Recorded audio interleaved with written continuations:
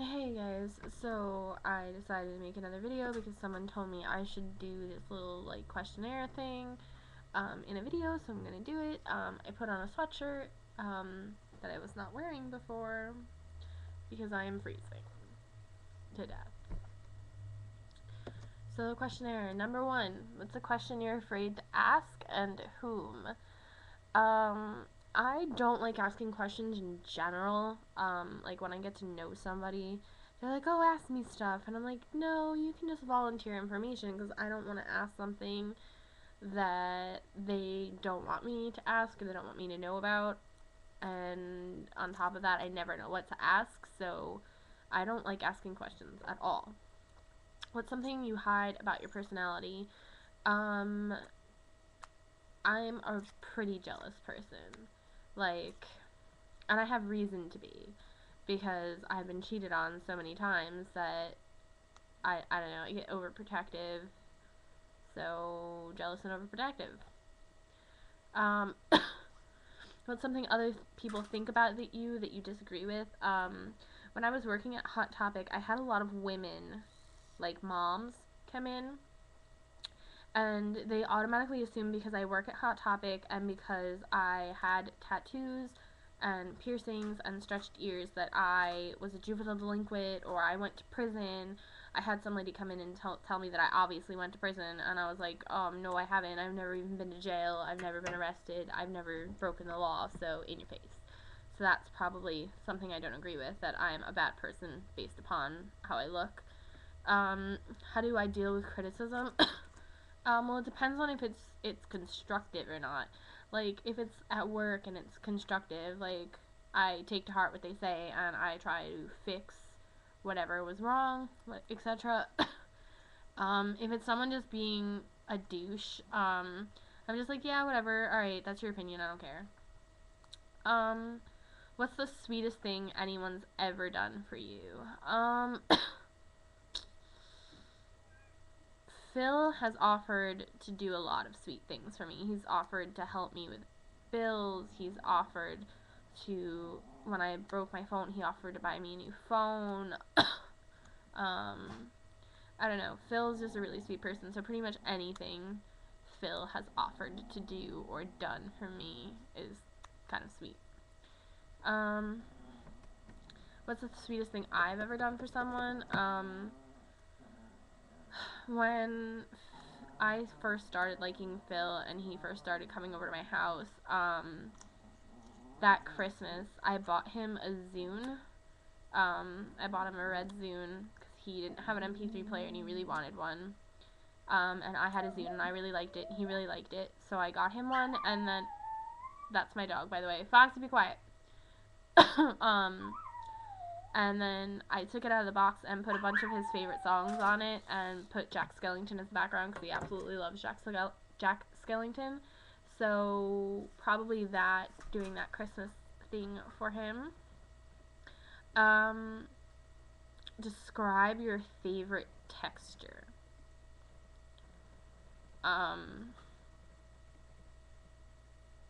I don't really know how to answer. I don't really know how to answer that. Describe my favorite texture. I guess I'll apply this to clothing.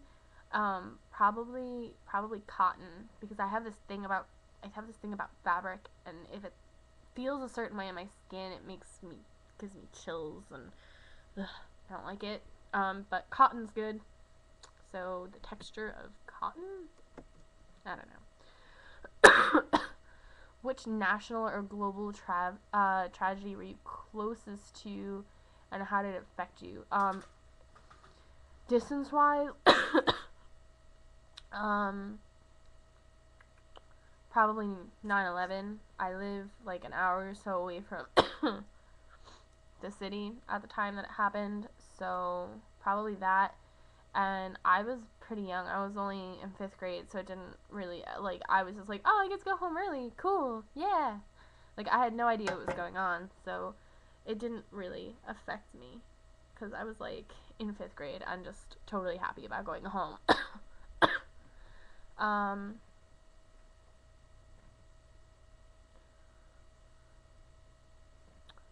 That one's kind of like a Tumblr thing. Post slash draw a picture slash write a poem. Pick one of a moment of personal significance. I guess I'll just tell you a moment of personal significance. Shit. Like, something that really stands out as being a significant part of my life, was the first day I walked into the puppy store that I got my dogs from, because that was the first day I met Phil. He was just this little dirtbag boy with piercings and tattoos and long hair, and I don't know, I just fell completely in love with him, and I wanted to talk to him so bad, and then I didn't think that meeting him would be that significant. I didn't think that I would be here 6 years later, crying hysterically because he's moving, and I'd never thought he would be this big of a part of my life, but he is, and that's why that moment is significant, because not only did I get my dog, I also obtained a lifelong friend. What fictional character would you most like to have lunch with, and why? Probably...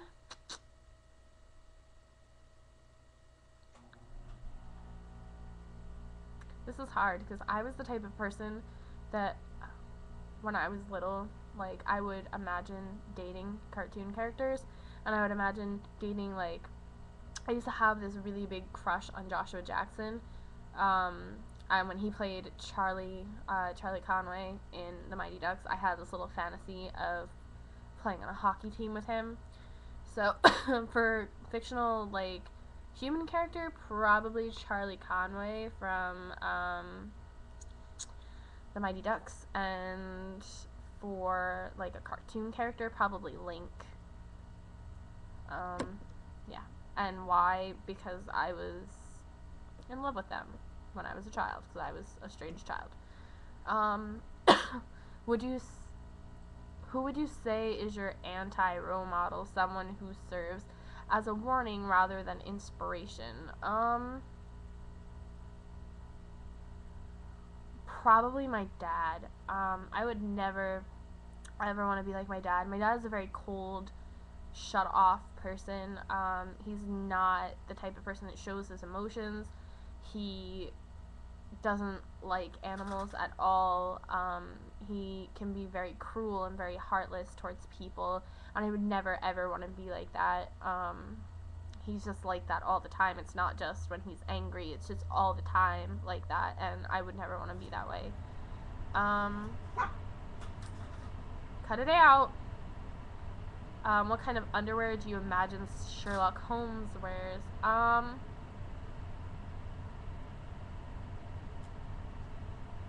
don't know. I don't really care, so we're skipping that.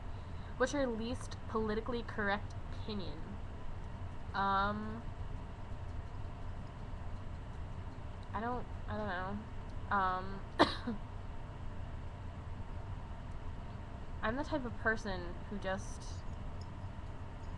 I want everyone to be equal, and I want everybody to have the same kind of rights and things, and being part of the LGBT community and being a modified person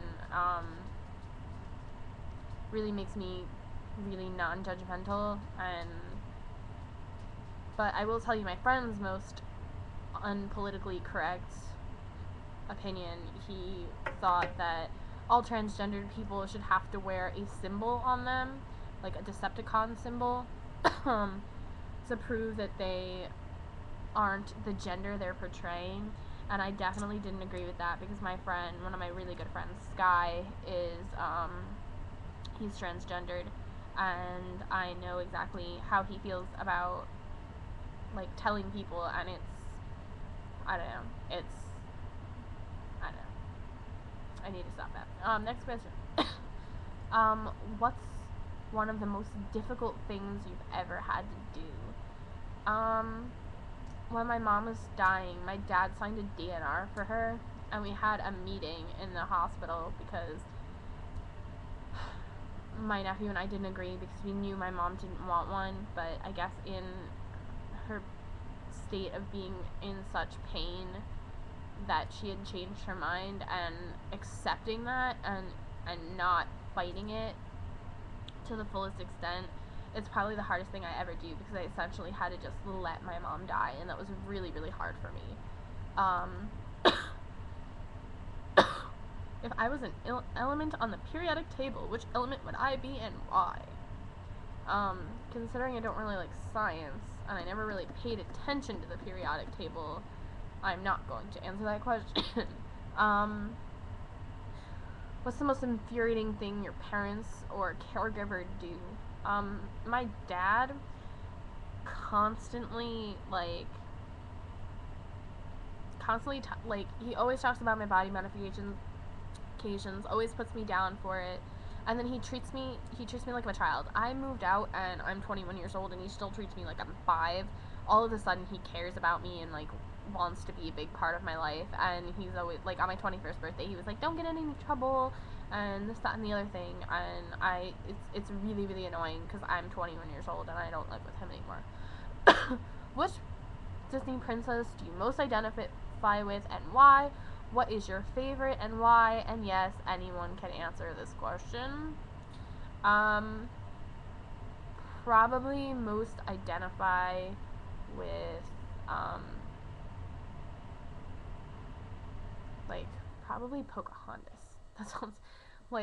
That sounds really weird coming from someone as pale as I am, but, I am part Native American, so there's that element, and then there's the fact that, I don't know, her parents don't really approve, her whole, culture doesn't approve of her being with a white man, and, I don't know, my dad doesn't really approve of me being with, didn't really ever approve of me liking or being with Phil, because Phil is Hispanic, and my dad doesn't like Hispanic people.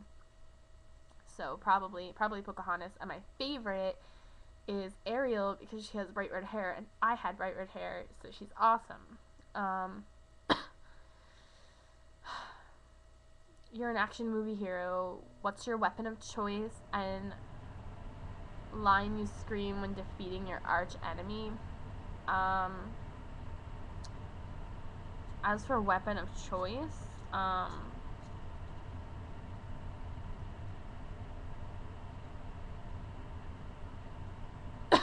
gonna go all World of Warcrafty on you guys.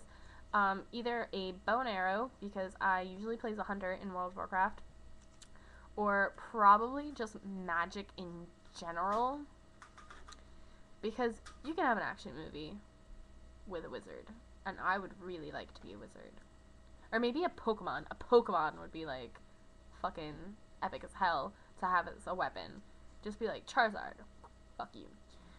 And I don't know what line I would scream. What's the silliest fan theory you've ever come up with? I'm going to take this as fantasizing about meeting a person you really look up to as far as a celebrity. And probably the weirdest thing I've ever thought about, or the funniest thing I've ever thought about as far as the celebrity goes, would be I don't know, when I was younger, when I was in middle school, I always used to think about meeting British celebrities like James Bourne and Ducky Pointer, and I always became best friends with them in the band, and I was their merch girl, and so I was a creepy child. What do you think about before you fall asleep? What did I think about last night before I fell asleep? Probably how epically tired I was and how completely and entirely upset I was that Phil's moving.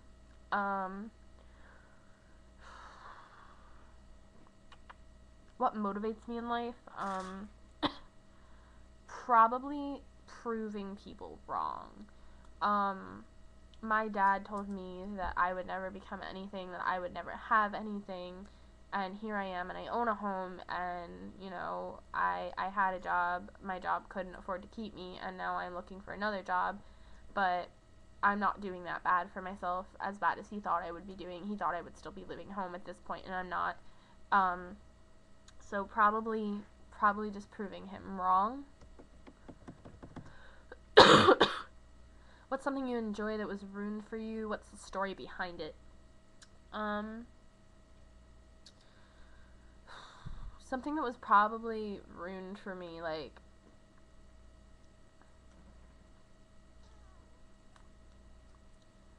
just like,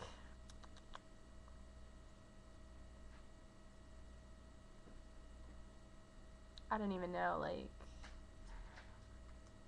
there have been foods that have been ruined for me simply because people tell me what's in them, or they tell, like for a really long time I wouldn't eat peanut butter because I found out there was rat hair in peanut butter. And, like, I don't know. Just people tell me what's in food and then I don't want it anymore. Or they tell me, like, how it's made and I don't want it anymore. And it's, that's, yeah. How do I think I'll fare when the zombie apocalypse arrives?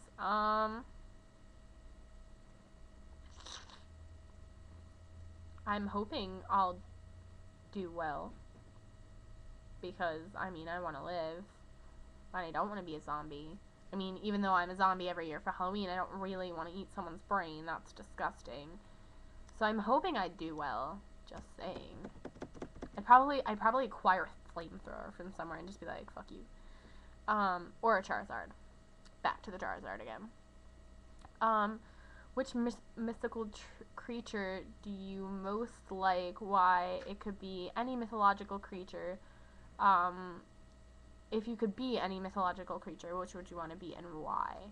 I'm gonna slightly change this question to be just like, not just mythological, just like unreal, not real creatures. So the one I most like are elves, and I would want to be an elf because they're amazing.